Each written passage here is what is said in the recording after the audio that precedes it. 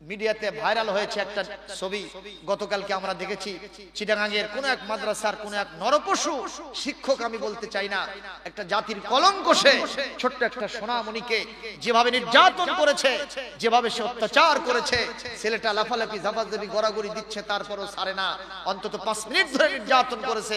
যখন ধরে নিয়ে আসলো মনে হয় যে দাগি আসামিকে ধরলো।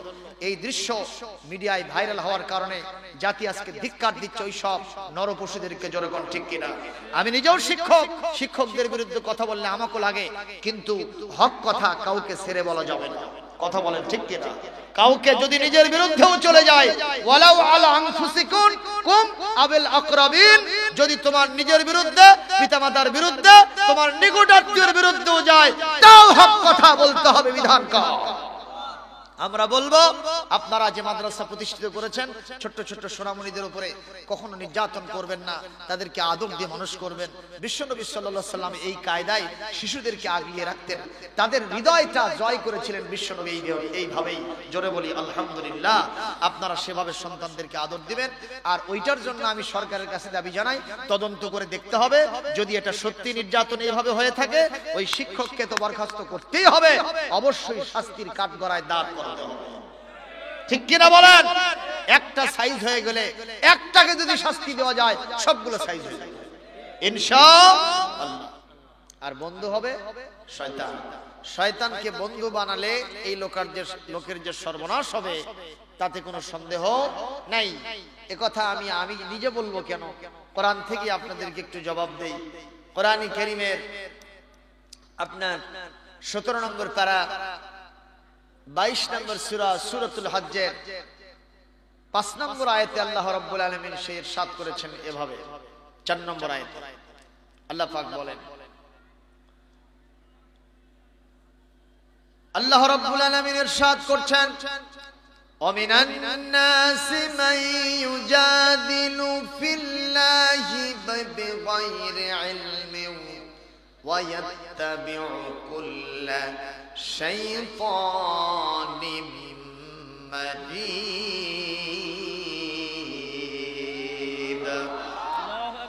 কুতিবা আলাইহি আন্নাহু মান তাওয়াল্লাহু ফাআন্নাহু ইউযিল্লুহু ওয়া ইয়াহদিহি ইলা আযাবিস সাঈর। রব্বুল ইজ্জাতুল জালাল বলেন, মানুষের ভিতরে কিছু মানুষ আছে যারা আমি আল্লাহ সম্পর্কে তর্ক বিতর্ক করে, তারা বলে আল্লাহ নাই। নাউযুবিল্লাহ। তারা কি বলে? আরো জোরে বলে কে নাই? এটা কি আমাদের কথা? কিছু মানুষের কথা। মান ইউজাদিলু ফিল্লাহি বিগাইরি ইলমিন, আল্লাহ পাক বলেন যারা বলে আমি নাই, আমার সম্পর্কে অযথা যারা বিতর্কের সৃষ্টি করে, ওদের সম্পর্কে আমার ফতোয়া হলো বিগাইরি ইলমিন, ওদের কোনো জ্ঞান নাই, বিদ্যা নাই, বুদ্ধি নাই, ওরা হলো নাদান, ওরা হলো মূর্খ। যারা নিজের ছেলেকে চেনে, মেয়েকে চেনে, স্ত্রীকে চেনে, বাড়ি ঘর চেনে, একটা কানা করিও যদি পড়ে যায় সেটাকেও চেনে, অনুপরিমাণ জিনিস কোথাও পড়ে থাকলে নিজের চোখ দিয়ে সেটা জগজগা দেখতে পায় আর তুলে নেয়। এত কিছু চিনল, জায়গা চিনল, বাড়ি চিনল, বিবি বাল বাচ্চা চিনল, বাপ মাকে চিনল। আমি যে আল্লাহ তাকে সৃষ্টি করলাম, আমাকে যে ব্যক্তি চিনল না, আমি আল্লাহ ঘোষণা করলাম ওর থেকে নাদান মূর্খ পৃথিবীতে আর কেউ হতে পারে। ঘোষণাকার আল্লাহ, ঘোষণাকার আল্লাহ। আপনারা বলেন আমরা আল্লাহ আছেন মানি কি মানি না? মানি কি মানি না? যারা মানি হাত তুলে আমার আল্লাহকে দেখায় দেই, আমার আল্লাহ আছেন, এটা সত্য না মিথ্যা? আরো জোরে সবাই মিলে জোরে সোরে পড়েন লিল্লাহে তাকবীর, নারায়ে তাকবীর। আল কোরআনের আলো সারা দুনিয়ায় জালো, কোরআন আছে যেখানে, আলেম ওলামা যেখানে, শয়তান আছে যেখানে, শয়তানের কালো হাত ভেঙে দাও, ভেঙে দাও। নারে তাকবীর। কিছু লোক মুখ দিয়ে আওয়াজই দেয় নাই, মনে হচ্ছে ওদের সাথে মুখই নাই। আল্লাহর নামের তাকবীর দিতে পারেন না, এই মুখটা শরীরের সাথে রেখে কিডা কথা কর না কেন? সারাটা দিন আমরা গ্যাডমেট সার্চ করি, সারসার করি, যা প্রয়োজন তাও বলি, বাচাল ভঙ্গিতে কথা বলি, ঠিক কি না? কর রাসূল বলেছেন আবগাযুকুম ইলাইয়া আস-সারসারুন ওয়াল মুতাফাইহিকুন, তোমাদের মধ্যে যারা বেশি বেশি কথা বলে, যা প্রয়োজন নাই তাও বলে, যা প্রয়োজন আছে তাও বলে। আল মিকসারু কাআতিবিল লাইল, যারা নিষ্প্রয়োজনে বেশি কথা বলে এরা রাতের বেলায় কাষ্ঠ সংগ্রহকারীর ন্যায়। রাতের বেলায় যারা খড়ি সংগ্রহ করে ওরা ভালোটাও জমা করে, মন্দটাও কথা কয় না। হয়তো দেখবেন বনি আদম লাদে যাচ্ছে, পায়খানা করছে, শুকে গেছে, ওটাও ঘুটো ভাবে তুলে নিচ্ছে, কথা কয় না। আবার এক জায়গায় সাপ পরে আছে, ফেনা তুলে মাছওয়ালা কাকরিওয়ালা সাপ মনে করছে বাবা বড় খড়ি পাচ্ছি, অন্ধকারের মধ্যে ওইটা তুলে নিতে গিয়া সাপের ধ্বংস নেওয়ার কাম সারা, কথা বলে না। এই পৃথিবীতে আল্লাহর জন্য কথা বলে না, রাসূলের জন্য কথা বলে না, কোরআনের জন্য কথা বলে না, ইসলামের জন্য স্লোগান দেয় না, আর অন্য সময়ে চুপ থাকে না, আর কথার জ্বালায় মানুষ তিষ্ঠিতে পারে না, কথা কন না কেন? এই লোকগুলো হলো বাচাল। তোমার প্রত্যেকটি কথার চুলচেরা হিসাব হবে কিয়ামতে। ঘোষণা কর, ঘোষণা কর। মা ইয়ালফিজু মিন কওলিন ইল্লা লাদাইহি রাকীবুন আতীদ। তুমি তোমার মুখ থেকে যে কথাই বলো সেই কথা রেকর্ড করা হচ্ছে। মুখ আছে জন্য যা ইচ্ছা বলা যাবে না, মুখ আছে জন্য মিথ্যা সাক্ষী দেওয়া যাবে না, মুখ আছে জন্য কাউকে গালি দেওয়া যাবে না, গীবত করা যাবে না, মুখ আছে জন্য শয়তানের পক্ষে থাকা যাবে। থাকতে হবে কার পক্ষে? বলতে হবে কার পক্ষে? আমরা রাজি আছি ইনশাআল্লাহ।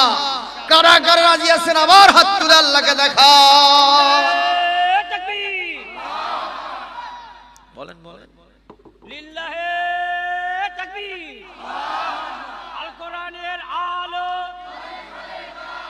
আল কোরআনের আলো, লিল্লাহে তাকবীর। তাহলে যারা আল্লাহকে মানে না, আল্লাহকে বিশ্বাস করে না, আল্লাহ সম্পর্কে তর্ক বিতর্ক করে, তাদেরকে যদি জিজ্ঞেস করা হয় তোমরা যে আল্লাহকে মানো না কি কারণে, সবচেয়ে বড় কারণ হলো আনসিন ইজ নাথিং। যারে দেখি না নয়নে তারে মানি কেমনে। তার মানে আল্লাহ দেখি না এই জন্য মানি না। ও ভাইজান, আপনারা কি ওদের সাথে একমত? ওই গ্রুপের সাথে আছেন? বিশ্বাস করেন অনেক মানুষ আমরা অনেক কিছুই দেখি না কিন্তু তাও মেনে নিই। আমরা বেঁচে আছি অক্সিজেন নিয়ে, কথা বলেন ঠিক। এই অক্সিজেন কোনোদিন দেখছিলাম ভাই? না, দেখা যায়? দেখা যায় না, কিন্তু অক্সিজেন আছে, বিশ্বাস করি কিনা? কথা বলেন ঠিক। একটা ফুল দেখতে পাই, এই যে ফুলগুলি আছে এটা তো কৃত্রিম, যেগুলো ন্যাচারাল ফুল আল্লাহ পাক যেগুলো গাছ থেকে দেন, এই ফুল দেখা যায়, কিন্তু ফুলের মধ্য থেকে যে একটা গন্ধ আসতেছে, সুগন্ধ, এটা কি আমরা দেখতে পাই ভাই? কিন্তু গন্ধ আছে না নাই? বলেন বলেন। আতর দেখা যায় পানির মতো, কিন্তু আতর থেকে যে গন্ধ এটা আছে না নাই? বলেন না কেন? আতরের গন্ধ আছে, বিশ্বাস করি। ও মুসলমান, আমি আপনি যখন কথা বলি আমাদের এই কথাগুলি ইথারের মাধ্যমে এক জায়গা থেকে আরেক জায়গায় ভেসে যায়। এই যে আমি যখন মোবাইলে কথা বলি, এখান থেকে আমেরিকায় ফোন দিয়ে দিলাম, আমার ফোনের সাথে আমেরিকায় যিনি আছেন তার ফোনের কি তার আছে? না। কতক্ষণ? তাহলে এই কথাটা আমেরিকায় কেমনে পৌঁছে যায়? বলে ইথারের মাধ্যমে আল্লাহ পাক এটা পৌঁছায় দেন। বিজ্ঞান এটাকে আবিষ্কার করেছে। জোরে করে আল্লাহু আকবার। ইথার আছে, তাহলে বিশ্বাস করি কি করি না? ও মুসলমান, একটা ফুটবল উপর দিকে দিলেন, অনেক দূর চলে গেল, ওই ফুটবল কিন্তু আর নিচে নামবে না, ওটা কিন্তু উপর দিকেই যাবে, নামবে না। কেন যাবে না? কেন আসবে না? একটাই কারণ, ওখানে মাধ্যাকর্ষণ শক্তি আছে, জীবনে কোনোদিন দেখি নাই, কিন্তু মাধ্যাকর্ষণ শক্তি আমরা মানি কি মানি না? জোরে কোন মানি কি মানি না? আমার আপনার যখন মাথায় ব্যথা হয়, শরীরের কোন অঙ্গ প্রত্যঙ্গ ব্যথিত হয়ে যায়, জবাব দেবেন আমাদের ব্যথা কি আমরা কখনো দেখতে পাই? দেখতে পাই যে শয়তানটা বলতেছে আল্লাহ দেখা যায় না, এজন্য মানা যায় না। ওরে নিয়ে এসে আমি টানিয়া দুটো শট দুই গালে যদি মেরে দেই, ও গালটা নাড়তে থাকবে আর বলবে ভাই ব্যথা পাইছি। আমি বলবো কোথায় ব্যথা লাগছে একটু দেখাও। ও হাজার চেষ্টা করে মাইক্রোস্কোপ যন্ত্র দিয়েও ব্যথা দেখাতে পারবে, কিন্তু তারপরেও আমাকে মানাতে চাইবে কি চাইবে না? জোরে বলেন, ব্যথা দেখা যায় না তাও কি মানা যায় না? যায় না? কথা বলেন, যায় কি যায় না? ও মুসলমান, এতগুলো জিনিস আমরা দেখি না তাও মানি যে মহান আল্লাহ সুবহানাহু ওয়া তাআলা ও বিশাল আকাশ বিস্তীর্ণ জমিন কুল কায়নাত হাজার হাজার মাখলুকাতের একচ্ছত্র মালিক স্রষ্টা, সে আল্লাহকে কেন না দেখে মানা যাবে না? নিঃসন্দেহে তিনি যেমন ছিলেন তেমন আছেন, অনাদি অনন্তকাল ধরে আমার আল্লাহ তেমন থাকবে। জোরে বলেন ঠিক কিনা? সে আল্লাহর শানে একটু জিকির করলে, সে আল্লাহর নামে একটু গান গাইলে লস হবে না লাভ হবে? বলেন না কেন?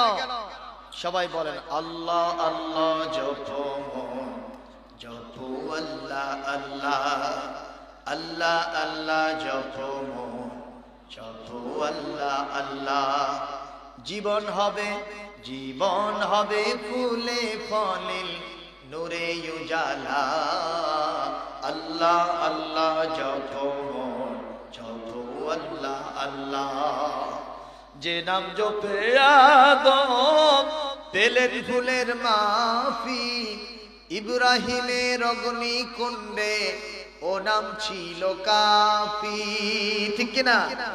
যে নাম জপে আদম পেলেন ফুলের মাফি, ইব্রাহিমের অগ্নি কুণ্ডে ও নাম ছিল কাফি। ও নাম জপে, ওই নাম জপে নূহের তরি পার হয় উর্মি মালা, আল্লাহ আল্লাহ জপো মন জপো আল্লাহ আল্লাহ। জোরে আল্লাহ আল্লাহ জপো আল্লাহ আল্লাহ। মুসা নবীর তুর পাহাড়ে যে নাম ছিল মুখে, ঈসা নবীর আকাশে যেতে যে নাম ছিল বুকে। ঠিক না? তুর পাহাড়ে মুসা নবীর যে নাম ছিল মুখে, ঈসা নবীর আকাশে যেতে ও নাম ছিল বুকে। ওই নাম জপে, ওই নাম জপে আয়ুব নবীর যায় যে সকল বালা, আল্লাহ আল্লাহ জপো মন জপো আল্লাহ আল্লাহ। বলেন আল্লাহ আল্লাহ জপো মন জপো আল্লাহ আল্লাহ। জীবন হবে, জীবন হবে ফুলে ফলে নূরে উজালা, আল্লাহ আল্লাহ জপো মন জপো আল্লাহ আল্লাহ। এনা মারহাবা দেন বারে, আরো আসতে পারে, আরো আসতে শুনবে তো শরম লাগে না? জোরে বলেন মারহাবা। বীরপরি হলো বীরের সন্তানদের নাম, ঠিক কি না? কিসের সন্তান? বীরের সন্তানদের গ্রাম। এখানে কাপুরুষতার ভীরতার কোন সুযোগ নাই, ঠিক কিনা বলেন? প্রিয় ভাইরা আমার, কষ্ট হচ্ছে। তাহলে যারা আল্লাহকে বিশ্বাস করে না, আপনারা জবাব দেন, তারা কি মানুষ না শয়তান? তারা জ্ঞানী না মূর্খ? ঘোষণাকার আল্লাহ পাক বলেন ইয়াত্তাবিউ কুল্লা শাইতানিন মারিদ। আমি আল্লাহকে মানলো না, এই জন্য ওরা মূর্খ হয়ে গেল। কেন তারা আমাকে মানে না? বলে শয়তানকে অনুসরণ করে।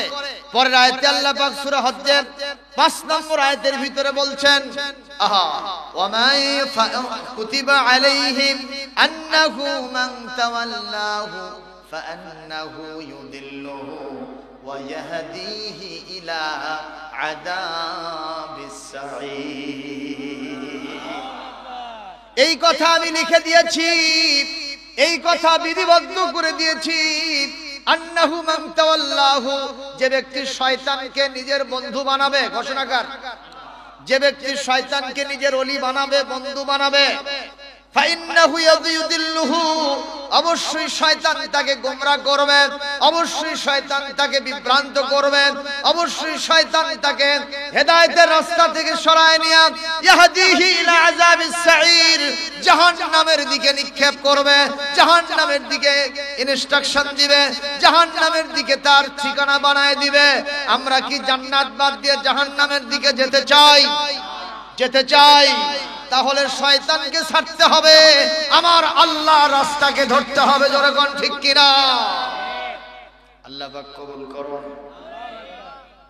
প্রিয় ভাইয়ের আমার, শয়তানকে যদি কোনো মানুষ বন্ধু বানাতে চায়, তার জন্য কি করতে হবে? আল্লাহকে বিশ্বাস না করলেই চলবে। কথা বলেন ঠিক কিনা? আর 2 নম্বর, কোরআন কারীম সূরাতুজ যুখরুফ 36 নম্বর আয়াত দেখেন, যারা শয়তানকে বন্ধু বানায় তাদের আরেকটা কোয়ালিটি কি? আল্লাহ নিজে কোরআন শরীফের সূরা যুখরুফের 36 নম্বর আয়াতে বলছেন, وَمَن يَعْشُ عَن ذِكْرِ الرَّحْمَنِ نُقَيِّضْ لَهُ شَيْطَانًا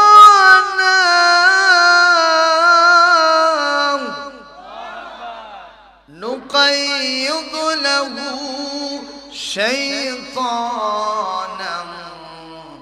فَهُوَ لَهُ قَرِينٌ। রব্বুল ইজ্জতুল জালাল বলেন, যারা শয়তানকে বন্ধু বানাইছে তাদের লক্ষণ হলো ওরা কোরআনের সাথে থাকবে না। কার সাথে থাকবে না? কোরআনের সাথে। আরো জোরে বলেন। কোরআনের সাথে। অথচ কোরআনের সমাজের মধ্যে আছে না নাই? বলেন। আছে। আমার আপনার সাথে কোরআনের সম্পর্ক আছে না নাই? আছে। যাদের সম্পর্ক কোরআনের সাথে নাই, এদের সম্পর্ক হয়েছে সাথে ইহুদি কেন? শয়তানের সাথে। ঠিক কিনা বলেন? এখন শয়তানের সাথে সম্পর্ক আমি হয়তো পারবো না, আল্লাহ বলেন আমার দায়িত্ব হয়ে যাবে কোরআন বাদ দিলে তার সাথে শয়তানের সংযোগ স্থাপন করে দেওয়া, বন্ধুত্ব করে দেওয়া, এটা আমি আল্লাহর জন্য ডিউটি হয়ে যাবে। চিৎকার দিয়ে বলেন নাউজুবিল্লাহ। এজন্য আমরা বলতে চাই, যার নাই কোরআন তার আছে শয়তান। একটু জবাব দেন, যার নাই কোরআন তার আছে শয়তান, যার নাই কোরআন। ঠিক না বে ঠিক? এজন্য কোরআনের সাথে সম্পর্ক রাখার দরকার আছে না নাই? আজকের মাহফিলে আমরা শুরুতেই, আমার আলোচনার শুরুতে আমরা শপথ নেই, আমরা কোরআন ছাড়া কখনো এদিক সেদিক তাকাবো। অনেকে কয় যার নাই পীর তার পীর হলো শয়তান। কয় না? কয় না? এটা কিন্তু কোরআন হাদিসে নাই, এটা দাদা হুজুর কইছে তাই কথা কয় না। আর কোরআন শরীফের সূরা যুখরুফের 36 আয়াত বলছে, যার কোরআন নাই তার শয়তান আছে। এজন্য কোরআন ছাড়া আমরা কেউ থাকবো না ইনশাআল্লাহ। প্রিয় ভাইরা আমার, এখন আমি সেই কোরআন থেকে আলোচনা করতে চাচ্ছি। ইতিমধ্যেই recitation from the holy Quran, Quran কারীমের 15 নম্বর পারা 17 নম্বর সূরা, সূরা বনী ইসরাঈল, আয়াত নম্বর 23 থেকে 24 নম্বর আয়াত আপনাদের সামনে তেলাওয়াত করেছি। এই আয়াতের ভিতরে আল্লাহ রাব্বুল আলামিন আমাদের জন্য কি গুরুত্বপূর্ণ মেসেজ দিচ্ছেন, আজকের আলোচনার বিষয়বস্তু সেটাই হবে ইনশাআল্লাহ। তার আগে একটু ব্যাকগ্রাউন্ড বলতে চাই, সেটা হলো আমরা জানি নবী করিম সাল্লাল্লাহু আলাইহি ওয়াসাল্লামকে হিজরতের 6 মাস পূর্বে আল্লাহ রাব্বুল আলামিন মক্কা মুকাররমা থেকে তিনি বাইতুল হারাম, মসজিদুল হারাম থেকে মসজিদুল আকসা পর্যন্ত ভ্রমণ করিয়েছেন রাতের বেলায়। ঠিক না? ঠিক এটার নাম কোরআন ঘোষিত, এর নাম হলো ইসরা। কি নামে? যারা বলেন কি নাম? ইসরা। আর বাইতুল মুকাদ্দাস থেকে সিরিয়া জেরুজালেমের বাইতুল মুকাদ্দাস ফিলিস্তিনের এই বাইতুল মুকাদ্দাস থেকে তাকে নিয়েছিলেন ঊর্ধ্বলোকে, সপ্ত আসমান পেরিয়ে, সিদরাতুল মুনতাহা পেরিয়ে, সরাসরি শরীফুল আকলাম পেরিয়ে আল্লাহ রাব্বুল আলামিনের খাস কামরা, যার উপরে তিনি আসীন আছেন, ইস্তাওয়া আলাল আরশ, যিনি আরশে আজিমে অধিষ্ঠিত আছেন, সেই আরশে আজিমে আমার বিশ্ব নবী জনাবে মুহাম্মদুর রাসূলুল্লাহ সাল্লাল্লাহু আলাইহি ওয়াসাল্লামকে ডেকে নিয়ে গোপনে কিছু সংলাপ করেছেন। আজকে আমার আলোচনার সাবজেক্ট সেটাই হবে ইনশাআল্লাহ। অনেকে বলে আল্লাহর সাথে নবীর দেখা হয়নি, আপনারা সেটা বিশ্বাস করেন? না, বিশ্বাস করেন? না। ওনাদের কথা যে সঠিক নয় সে ব্যাপারে আমরা কোরআন থেকে দলিল দিতে চাই। আল্লাহ রাব্বুল আলামিন নিজে বলেছেন সূরাতুন নজম 27 পারা, এখানে 17 নম্বর 18 নম্বর আয়াতে আল্লাহ কি বলছেন শুনেন। মা যাগাল বাসার ওয়া মা তাগা লাকাদ রাআ মিন আয়াতি রাব্বিহিল কুবরা। একটু জোরে বলতে হবে আল্লাহু আকবার। রব্বুল আলামিন বলেন আমার নবী যা দেখে এসেছেন এতে আমার নবীর চক্ষু বিভ্রান্ত হয় নাই, আমার নবীর চোখ কখনো বক্র হয় নাই, বাঁকা হয় নাই, নবীর চোখ কখনো বিভ্রান্ত হয় নাই। নবী যা দেখেছেন সঠিক দেখেছেন।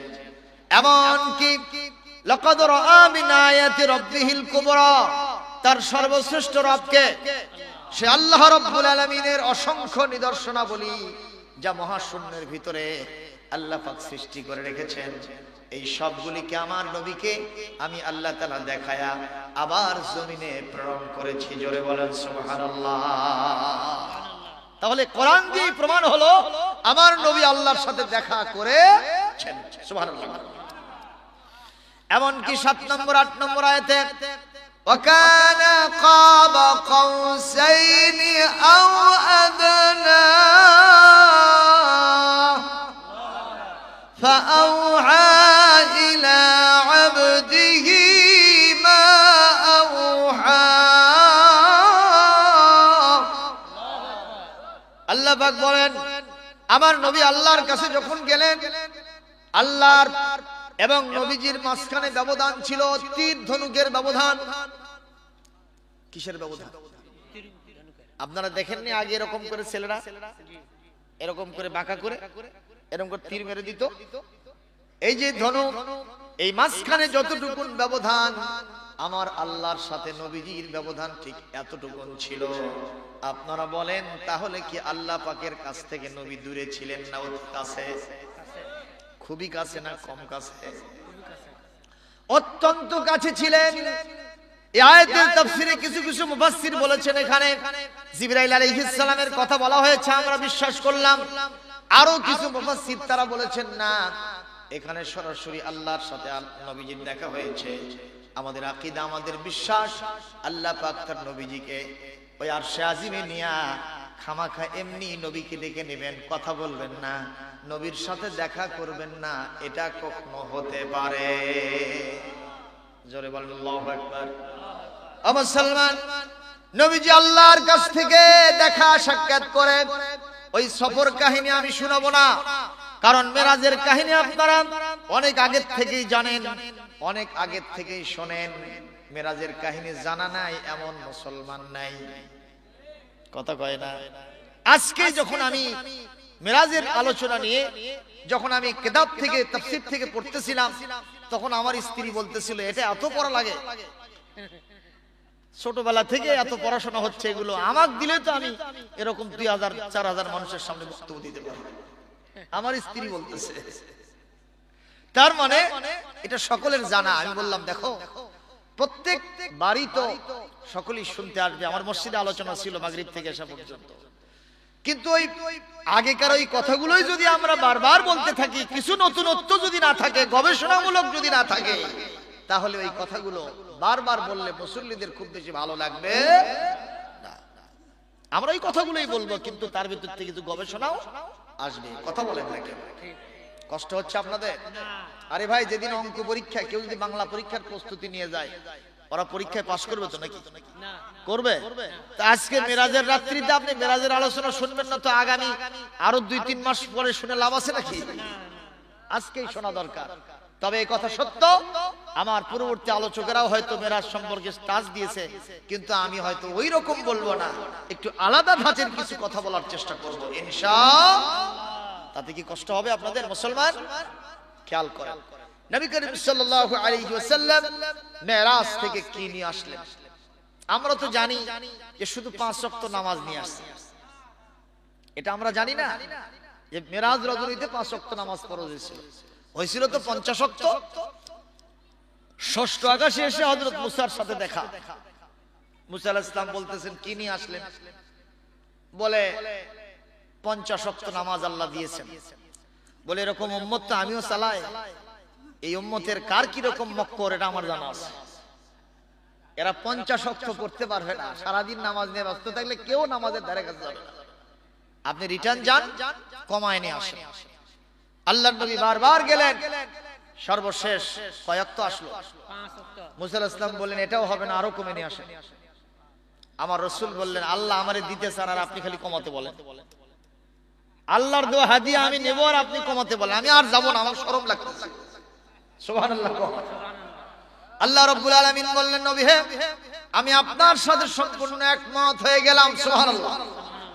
একমত হয়ে গেলাম আপনার সাথে। আপনাকে যে 5 ওয়াক্ত নামাজ দিলাম, প্রথমে তো দিয়েছিলাম 50 ওয়াক্ত, কমাতে কমাতে 5 দিয়েছি। আপনার কোন উম্মত যদি একটা দিনে 5টা ওয়াক্ত নামাজ পড়তে পারে, আমি আল্লাহ পাক তাকে 50 ওয়াক্ত পড়ার সওয়াব দিয়ে দিব। কাজা করলে 50 ওয়াক্ত লস করা হবে, ঠিক কিনা? 5 ওয়াক্ত কাজা করলে কত ওয়াক্ত কাজা হবে? শয়তান আল্লাহর কয়টা বিধান লঙ্ঘন করছিল? কি সেটা? উসজুদু লিআদম, উসজুদ লিআদম। হে শয়তান, তুমি আদমকে সিজদা দাও। শয়তান এই হুকুমটা মানে না, আবা ওয়াস্তাকবারা, সে অস্বীকার করলো। আপনাদের কষ্ট হচ্ছে নাকি? এদিকে তাকান, একজন মেহমান আসলো, আপনারা সেদিকে তাকায় থাকবেন, তাহলে কোরআন থেকে আলোচনাটা অন্যদিকে ডাইভার্ট হয়ে যায়। এটা কি ঠিক হবে? আপনারা বলেন। আরে কথা বলেন না কেন? কোরআনী কারীমের আলোচনা আর একজন মেহমান আসবে, তার দিকে তাকাতে হবে আমাদের। কোনদিন দেখেন না আমার যে ভাইটা আসলো, এনাকে তো দেখেছেন আপনারা, এবং উনি আপনাদের সামনে কথাও বলবে ইনশাআল্লাহ। ভালো আছেন আপনারা? কষ্ট পাচ্ছেন? খবরদার, কোরআনের আলোচনা থেকে অন্যদিকে মনস্ক হবেন না, আল্লাহ বেজার হয়ে যাবেন। ঠিক না? ঠিক না? এখন শয়তান বিধান লঙ্ঘন করলো কয়টা ভাইজান? আরে জোরে জোরে বলেন না, কয়টা? একটা। সেটা কি? উনি অহংকার করে বলল যে না, আমি সিজদা দেব না, আনা খায়রুম মিনহু, আই এম বেটার দেন হিম। আমি ওই শয়তানের, কি বলে, আদমের চেয়ে আমি ভালো, আদমের চাইতে আমি ভালো। তো আল্লাহ বললেন, তুমি ভালো কিভাবে তুমি ভালো হইলা? আমারে সৃষ্টি করেছেন আগুন দিয়া, ওরে সৃষ্টি করেছেন মাটি দিয়ে, তো মাটির চেয়ে আগুনই তো ভালো। আপনারা কি শয়তানের থিওরির সাথে একমত? আগুন ভালো না মাটি ভালো? মাটি হলো উৎপাদনশীল, মাটি থেকে সবকিছু তিলে তিলে গড়ে ওঠে। শত সহস্র বছর ধরে যা বিল্ড আপ করেছেন, যা গড়ে তুলেছেন, সামান্য সময়ের ভিতরে পুড়ে ভস্ম করে দেয় কে? জোরে বলেন। সে আগুনের সাথে সম্পর্ক ছিল কার? শয়তানের। আমরা কিছু কিছু মুসলমান আছি, দেখবেন রাজনৈতিক দল যেটাই করি, মিছিলের শুরুতে বলতেছি জালো জালো আগুন জ্বালা। কে রে বাবা, শুরুতে আগুন জ্বালা আছে না নাই? এই শয়তানের সম্পর্ক হলো আগুনের সাথে। আর আমরা মুসলমান মিছিলের শুরুতে জালো জালো বলতেছি। নাউজুবিল্লাহ জোরে বলতে হবে। মুসলমানের প্রত্যেকটি কাজের শুরুতে হবে নারায়ে তাকবীর, আল্লাহু আকবার, আর শুরু হবে বিসমিল্লাহির রহমানির রহিম। জোরে বলুন সুবহানাল্লাহ। কষ্ট হচ্ছে নাকি? প্রিয় ভাইরা আমার, একটা বিধান লঙ্ঘন করে শয়তান মালউন হয়ে গেল, অভিশপ্ত হয়ে গেল। আর আমরা যদি একটা দিনে 50 ওয়াক্ত নামাজের বিধানগুলি অস্বীকার করি, আমরা তো শয়তানের চাইতেও নিকৃষ্ট হয়ে যাব। যেই মানুষ নামাজ পড়ে না শয়তানও তার থেকে নিরাপদ দূরত্বে থাকে, ঠিক কিনা বলেন? কারণ শয়তান শঙ্কা ফিল করে কোন সময় আকাশটা তার উপরে ভেঙে পড়ে, এই জমিনটা কোন সময় পাক হয়ে গিয়া তারে গ্রাস করে নেয়। এই শঙ্কায় শয়তানও তার কাছে যাওয়ার সাহস পায় না। যে ব্যক্তি নামাজ ছেড়ে দেয় তার ঈমান নাই, দিন নাই, শরীয়ত নাই। জোরে বলুন ঠিক কিনা? যদি আমরা নামাজ ঠিকমতো পড়তাম, আল্লাহর একটা বিধান যদি আমরা মেনে চলতাম, বাংলাদেশটা সৌদি আরবের চাইতেও সোনার টুকরা হয়ে যেত। যেরকম সুবহানাল্লাহ। কারণ নামাজ পড়লে সমাজ ভালো করে দিবেন কে? কোরআনে কারীম ইঙ্গিত আসছে। কোরআনে কারীমের 21 নম্বর পারার শুরু সূরাতুল আনকাবুত আয়াত নম্বর 45। আল্লাহ পাক বলেন, ইন্নাস সালাতা তানহা আনিল ফাহশাই ওয়াল মুনকার ওয়ালা যিকরুল্লাহি আকবার ইন্নাল্লাহা ওয়াল্লাহু ইয়ালামু মা তাসনাউন। আল্লাহ রাব্বুল আলামিন বলেন, নিশ্চয় নামাজ তোমাকে যাবতীয় অশ্লীলতা, বেহায়াপনা, খারাপ কাজ থেকে তোমারে বাঁচায় দিবে। যেরকম সুবহানাল্লাহ। আরো জোরে বলি আল্লাহু আকবার। এজন্য আজকে শুরুতে আমি আরজ করতে চাই, আমরা কি ইনশাআল্লাহ 5 ওয়াক্ত নামাজ পড়ব? কারা কারা পড়বেন হাত তুলে আমার আল্লাহকে আস্তে করে দেখায় দেন। ইমানদার বলার অপেক্ষা রাখে না, আগেই তো হাতটা তোলা দরকার। জোরে বলুন ঠিক কিনা? একটু হাতটা তোলেন, কবুল হয়ে যাক। মুসলমান কবে বিদায় হয়ে যাব আমি জানি না, আপনিও জানেন না। আজকে ওয়াদাটা আল্লাহর দরবারে কবুল হলে আমাকে আপনাকে নামাজি হওয়ার জন্য কবুল করবেন কে? আল্লাহ। যতদিন পর্যন্ত মালাকুল মউত আমার মাথার কাছে না আসবে ততদিন পর্যন্ত যেন আমি ফরজ নামাজ ছেড়ে না দেই। জোরে বলি আমিন। হাত নামা। প্রিয় ভাইরা আমার, শুধুমাত্র 5 ওয়াক্ত নামাজ নবীজি নিয়ে আসেন নাই, আর কি নিয়ে আসছেন? নবীজি সাল্লাল্লাহু আলাইহি ওয়াসাল্লাম নিয়ে আসছেন আরেকটি ঘোষণা। আমার উম্মত যদি শিরক ছাড়া যদি গুনাহে কবিরাও করে, আনফরচুনেটলি ইন কেস গুনাহে সগীরা, গুনাহে কবিরা, বেদাতি যদি কোনো কাজ আনফরচুনেটলি হয়েও যায়, যদি শিরক না থাকে, আমি আল্লাহ রাব্বুল আলামিন তাদের সমস্ত গুনাহ মাফ করে দিব। কিন্তু শিরক বরদাস্ত করেন না কে? আচ্ছা, শিরকের ব্যাপারে আল্লাহর এত রাগ কেন? আল্লাহ এত গোসা কেন হয়? এটা আমাদের জানার দরকার আছে না নাই? আচ্ছা, আমার এই ভাইজান মানুষ, ব্যবসা করতে গেলে একটা মানুষের 3টা জিনিস লাগে। জোরে বলুন কয়টা? 1 নম্বর লাগে পুঁজি, ক্যাপিটাল লাগে না? টাকা পয়সা লাগবে তো। 2 নম্বর জ্ঞান লাগবে। যিনি ব্যবসা করবেন ব্যবসার একটা অভিজ্ঞতা, একটা যোগ্যতার প্রয়োজন আছে। 3 নম্বর যিনি ব্যবসা করবেন তার শরীরটাও সুস্থ থাকতে হবে।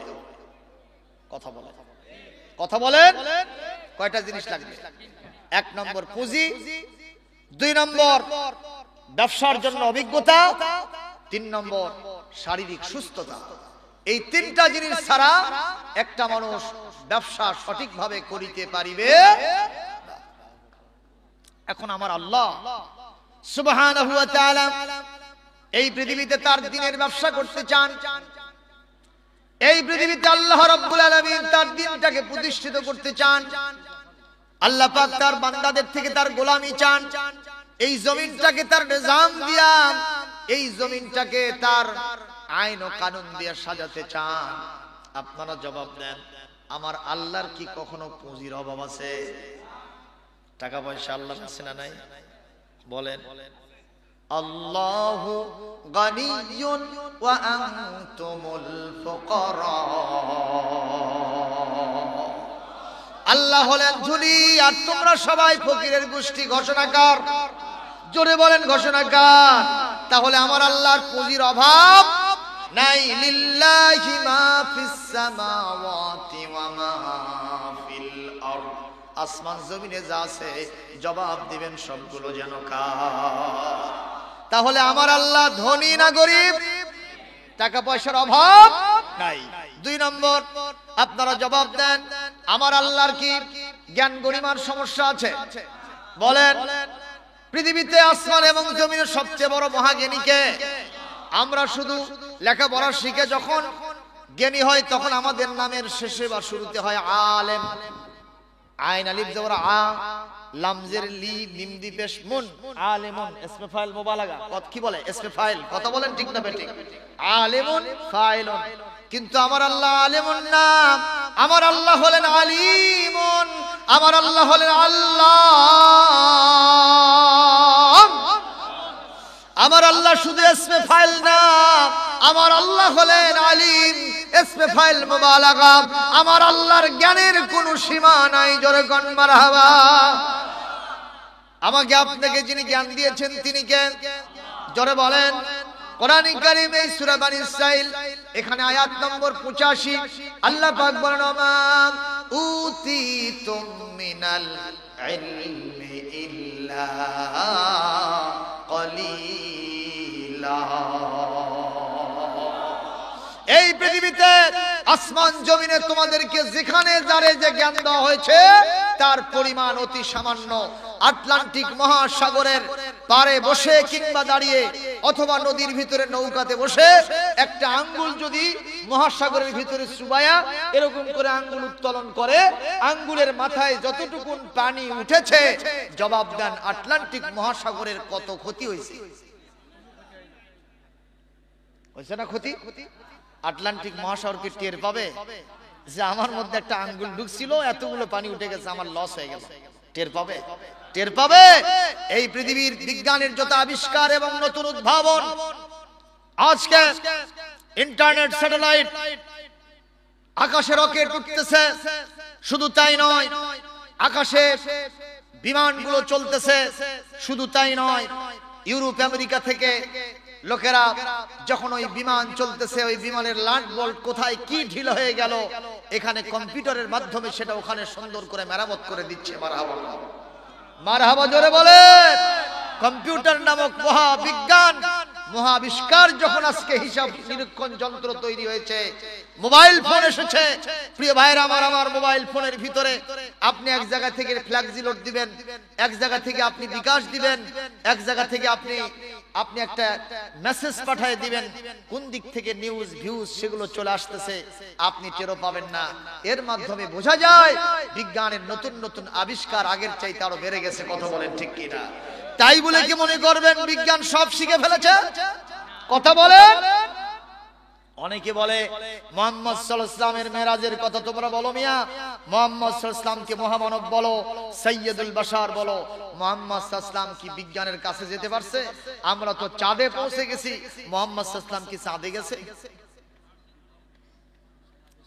ওদের জ্ঞানের জাত সীমা রাখা, সে অনুযায়ী ওরা প্রশ্ন করতেছে মুহাম্মদ কি কোনোদিন চাঁদে গেছে? পাগলে কিনা বলে, ছাগলে কিনা খায়। আপনারা বলেন আমার নবীজি কি শুধু চাঁদে না তার থেকে আরো উপরে গেছে? কথা বলেন, কথা বলেন, কথা বলে। ওরা এরকম বলে কেন? ওই যে আমাদের গোহাইল নামে একটা গ্রাম আছে, দেখছেন? চেনেন না? ওই গোহাইল পার হয়ে দেখবেন আগে একটা নতুন ব্রিজ, আগে ব্রিজ ছিল, একটা বড় সাইজের ব্রিজ ছিল ওই ভাদায়ের উপরে, ছিল না ভাই? ছিল না? এখন এগুলো সব আরো রিকনস্ট্রাকশন হচ্ছে সবগুলো ব্রিজ। তো এখন ওখান থেকে কয়েকজন হিন্দু ভাইরা চেঙ্গামাগুর বাজার করতে যাচ্ছে। তো এখন নগেন এখন খগেনকে বলতেছে, রে খগেন, কি বড় সাগরে দেখ, না হলে 100 টাকার নোয়াই নাকছে। আপনারা বলেন এত বড় সাগর 100 টাকা দিয়ে হচ্ছে? কথা কয় না। নোয়া নাকছে 100 টাকা, তার মানে ওর কাছে 100 টাকাই সবচেয়ে বেশি। কথা কন না কেন? মানে আল মারু ইয়াকিসু আলা নাফসিহি, প্রত্যেকটা মানুষ নিজের যেমন ধ্যান ধারণা এইটা নিয়ে অন্যকে অনুমান করে। কথা বলেন না কেন? স্বামী স্ত্রীর গন্ডগোল, কিছু কিছু স্বামী আছে স্ত্রীকে বারবার সাধে বনিবনা সৃষ্টি হওয়ার জন্য, মিলমিশ হওয়ার জন্য, কিন্তু কিছু কিছু স্ত্রী আছে যে তুমি তোমার স্বামী, তুমি আমার স্বামী, তোমার দৌড় কদ্দূর এটা না দেখা পর্যন্ত আমি ছাড়বো না। কথা কোন ঠিক কি না? স্বামী যদি দুর্বল মার্কা হয়, স্ত্রী আরো জেদ ধরে। 2-3 দিন হলো কোন প্রকারের কথাবার্তা চলতেছে না। তা আজকে স্বামী এখন স্ত্রীর উপরে রাগবাগ অভিমান করে সফরের সামানা নিয়ে বাড়ির থেকে বের হয়ে চলে যাচ্ছে। আসরের পর পর ঘটনা। কখন? আসরের পর পর। এখন ওই এক পা বাইরের দিকে দেয় আর দুইবার পিছনের দিকে তাকায় যে বিবি তাকে দাওয়াত দেয় কি দেয় না একটু দেখি। তো দেখা যায় বিবি তাকাই না, ওই আরো ঢিল মারতেছে। এক পর্যায়ে ঘর থেকে পিরাত নামছে। পিরাত নামে দেখতেছে যে অনেক দূর আসলাম, তাও এখন পর্যন্ত দাওয়াত আসে না। কত দূর গেছে ভাই? ঘর থেকে পিরাত নামছে, তারপরে আবার পিরাত থেকে আগ্নেয় নামছে। নামে বলতেছে মাগরিবের রক্ত যখন হয়েই গেল, মাগরিবরা পরেই রওনা দিই, মানে আরো দেরি করতেছে।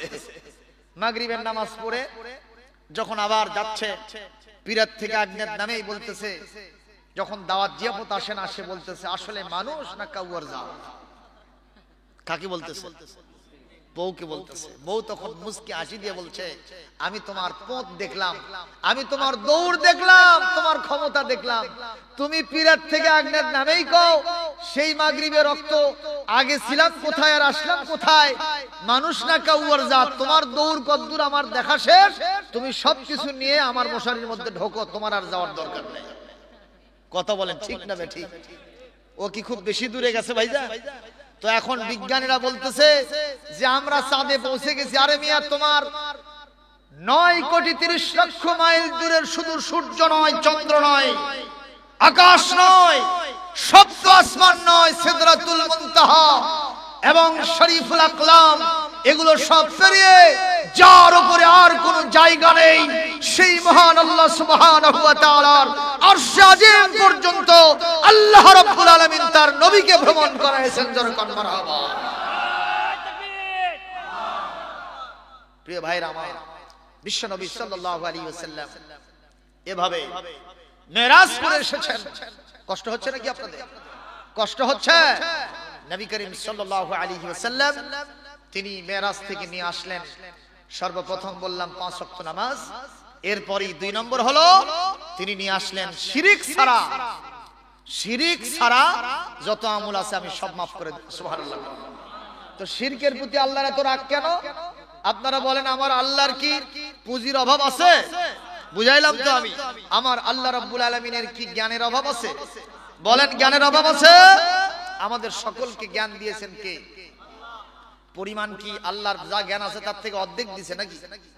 ওই যে হাতের আঙ্গুলের মাথায় যতটুকু পানি উঠছে, আল্লাহ রাব্বুল আলামিন তার থেকেও আমাদেরকে কম দিয়েছেন। জোরে বলেন আল্লাহু আকবার।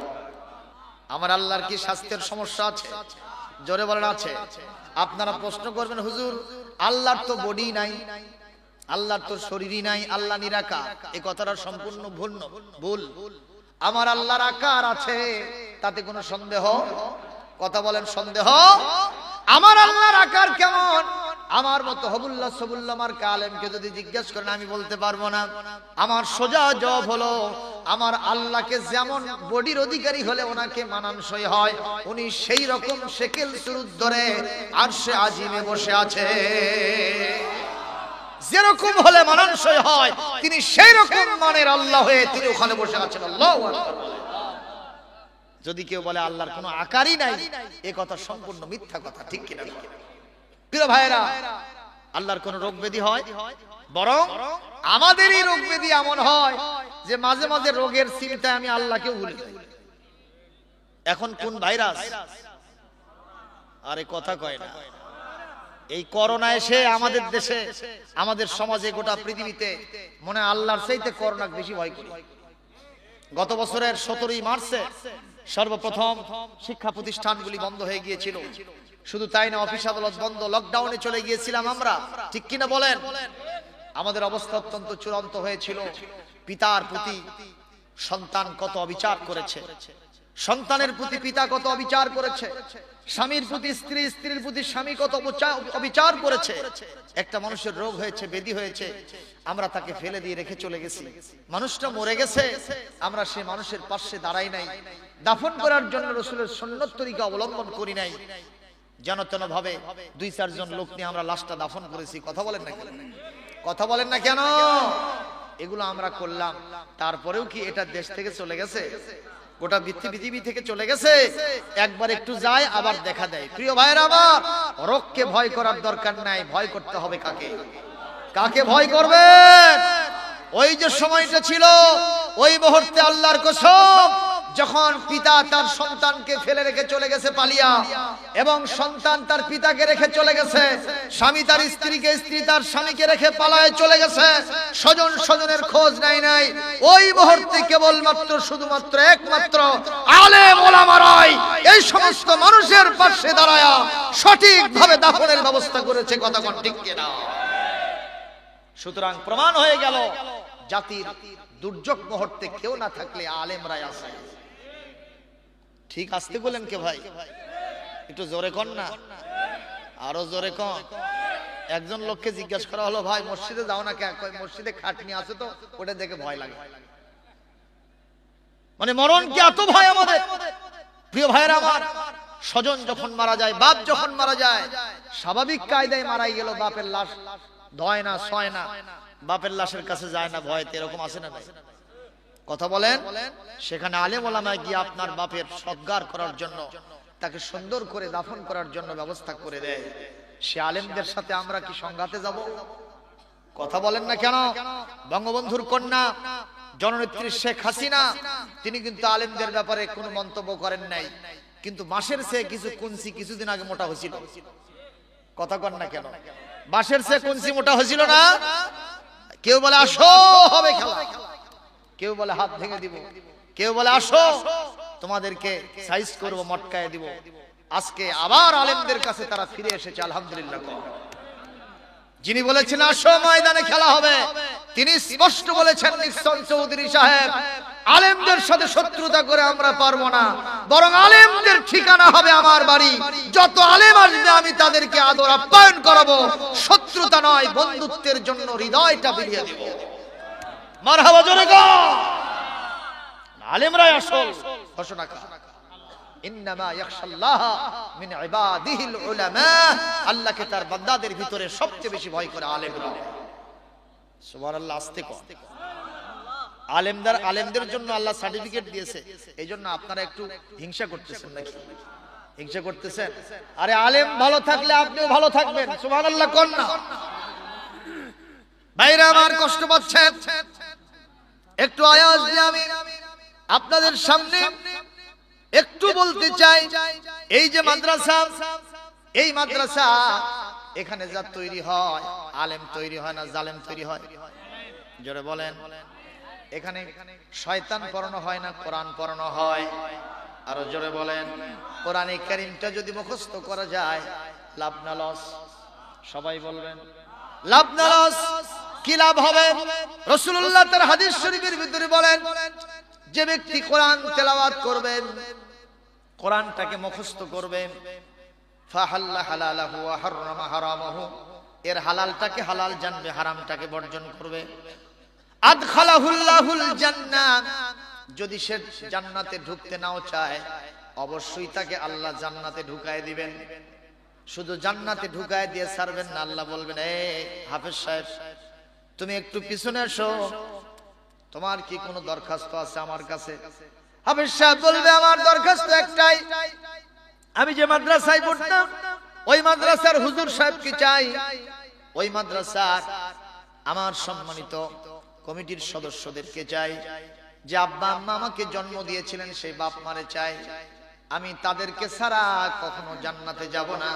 যারা মাদ্রাসায় সহযোগিতা করেছিলেন তাদেরকে ছাড়া আমি জান্নাতে যাব না। মারহাবা বল। আল্লাহ রাব্বুল আলামিন বলবেন, হাফেজ সাহেব তোমার দরখাস্ত করতে দেরি হবে, তোমার এই দরখাস্ত মঞ্জুর হতে আমার কাছে এতটুকু দেরি হবে না। তুমি বাঁচতে থাকো, সবাই তো আর জাহান্নামী হয় নাই, এর ভিতরে কেউ কেউ জান্নাতি আগে থেকেই হয়ে আছে। একটু খুঁজে দেখো তো এদের মধ্যে কারা কারা জাহান্নামী। এরকম 10 জন ব্যক্তিকে বাছাই করো, তোমার সুপারিশে আমি তাড়াতাড়ি জান্নাতে দিয়ে দিব। আখরতনি ইলা আজালি করিব ফাআসাদদাক ওয়া আকুম মিনাস সালিহিন।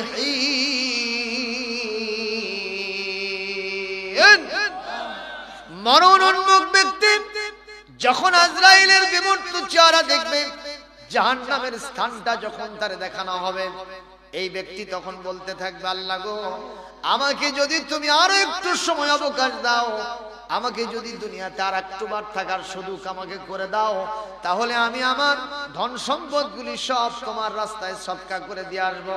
ধন সম্পদগুলি একটাও আর আমি দুনিয়ায় রাখবো না, আমি সব সদকা করে দান করে দিয়ে আসবো। আমার আল্লাহ বলবেন, খবরদার খবরদার এই কথা বলবা না। ওয়ালা ইউখিরুল্লাহু নাফসান ইযা জাআ আজালুহা ওয়াল্লাহু খাবীরুম বিমা তা'মালুন। আল্লাহ পাক বলবেন, তোমার আবেদন মঞ্জুর হবে না, হায়াতের পুঁজি শেষ হয়ে গেলে আর দুনিয়ায় থাকার সুযোগ নাই। যত টাকা দান করতে চাও সেই সুযোগ আর এখন হবে না, দুনিয়ায় বেঁচে থাকতেই করতে হবে। জোরে আওয়াজ দিয়ে বলেন, বিধান টাকা। আল্লাহ রাব্বুল আলামিন ওই যে মিরাজ থেকে রাসূলকে পাঠিয়ে দিলেন চারটা জিনিস নিয়ে। কয়টা বলেন? চারটা। এক নম্বর ছিল সালাত ৫ ওয়াক্ত, দুই নম্বর ছিল শিরক ছাড়া সমস্ত গুনাহ খাতা তিনি মাফ করে দিবেন, জোরে বলেন সুবহানাল্লাহ। আর তিন নম্বর ছিল সূরাতুল বাকারার সর্বশেষ ৩টা আয়াত, আসমান জমিনের সমস্ত কর্তৃত্ব, নেতৃত্ব, সার্বভৌমত্ব কার জন্য? এইটা। আর ৪ নম্বর ছিল আল্লাহর নবী মক্কা থেকে মদিনায় ৬ মাস পরে হিজরত করবেন। হিজরত করার পরে মদিনার একটা ইসলামী রাষ্ট্রের তিনি কর্ণধার হবেন, সুবহানাল্লাহ জোরে কোন। সেই ইসলামী রাষ্ট্রটা কেমনে চলবে এরকম ১৪ দফা কর্মসূচি তিনি দিয়েছিলেন, যা সূরা বনী ইসরাঈলের এই আপনার এই ২৩ থেকে ৩৭ নম্বর আয়াতের ভিতরে ১৪ দফা কর্মসূচি দিয়েছেন, যার শুরুতেই ছিল সিদ্ধান্ত ফয়সালা আল্লাহর পক্ষ থেকে, আল্লাহ তা'বুদু ইল্লা ইয়াহু, দাসত্ব গোলামি হবে একমাত্র কার জন্য? দ্বিতীয় নম্বর, খেদমত করতে হবে, সেবা করতে হবে আমার আপনার পিতামাতার, জোরে বলেন সুবহানাল্লাহ। এই দুইটা দিয়ে শুরু, আরো ওদিকে আপনার 12টা আছে, এগুলো আজকে বলার সময় হবে না। আল্লাহ পাক আমাদের সকলকে, আমি আয়াত নম্বর দিয়ে দিলাম 23 নম্বর থেকে 37 নম্বর আয়াত সূরা বনী ইসরাঈল, এখানে আপনারা পড়ে নেবেন, তাহলে এই 14 দফা কর্মসূচি বুঝতে পারবেন। আসুন আল্লাহ পাক আমাদের সকলকে এগুলো মেনে চলার তৌফিক দান করুন।